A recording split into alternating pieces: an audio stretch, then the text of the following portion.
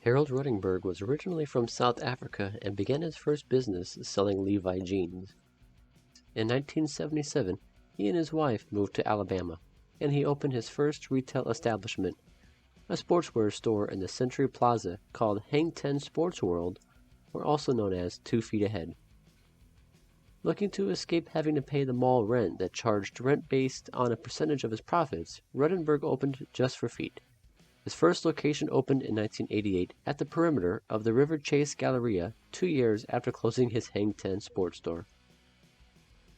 One of Just for Feet's strategies was to be placed near shopping malls to draw in business but itself not be in the mall, allowing for a different type of shopping experience from competitors such as Foot Locker or Finish Line.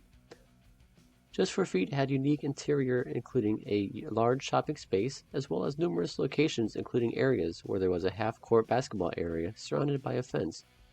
There were also televisions playing live sporting events to help draw in customers and bring a different aspect of shopping. Some stores even had a snack bar and loud music to bring an energetic feel to those shopping. The stores carried every major brand and were very successful for many years. Just for Feet had vendor-oriented store layouts where instead of all the stores being together by style or price point, vendors were allowed their own space for displaying and merchandising, creating a close relationship between the stores and vendors. Marketing in the store to help draw business was customers could buy 12 pairs of shoes and their 13th pair would be free. Just for Feet became a publicly traded company in 1994 and continued opening locations. After expanding and purchasing stores such as Athletic Attic and Imperial Sports in 1997, and Sneaker Stadium the following year, by 1999 there were over 140 Just for Feet stores. Just for Feet was once one of the largest as well as fastest growing athletic stores in the United States. The acquisitions allowed the company to enter into New York and Boston territories. In 1998, Just for Feet had a revenue of nearly $480 million. In 1999, a dreaded Just for Feet commercial ran during the Super Bowl. Facing uproar due to the racist intentions of the commercial, Just for Feet went under fire. Ruttenberg had left his position in the company, and Helen Rocky succeeded him as CEO and president.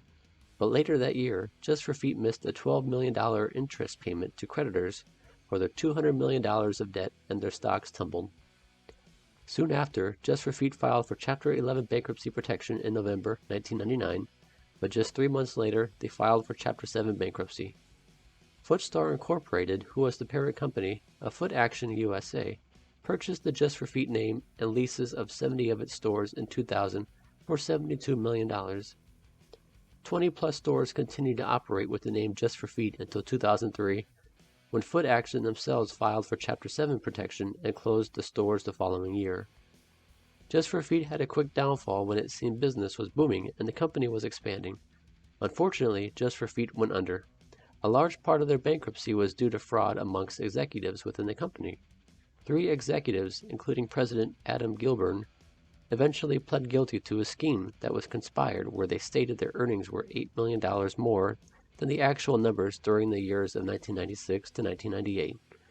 A bankruptcy judge ruled in favor of the company's creditors, and the Harold Ruttenberg estate agreed in 2006 to pay $15 million to settle the lawsuit. The downfall of the scandal affected many people's lives, such as the many jobs that were lost when the company folded, but also those who were involved in the scandal. Founder Harold Ruttenberg died in 2005, but his son, who pleaded guilty to criminal charges, was sentenced to 20 months in prison. After all the lawsuits were finalized, the creditors received nearly $80 million of recovered funds.